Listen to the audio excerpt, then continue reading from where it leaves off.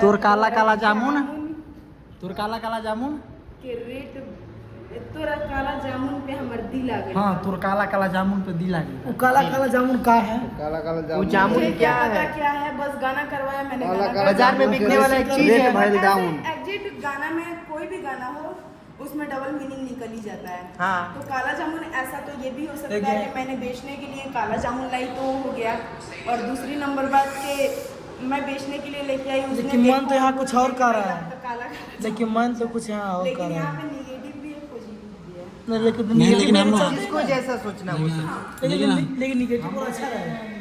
मेरा मतलब यही है, वो हम काला काला जामुन किसी भी चीज में डबल मीनिंग निकल जाता है, कितना भी अच्छा गाना गाओ हाँ, उसमें डबल मीनिंग निकल ऐसे जाता है। हाँ, जैसे सुने ना सुने ना, काला जामुन पे एक और एग्जांपल दीजिए ना उस गाने का। गाना का मतलब श्रीकांत से पूछिए।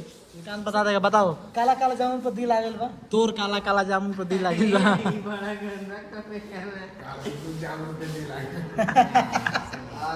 तेरी बात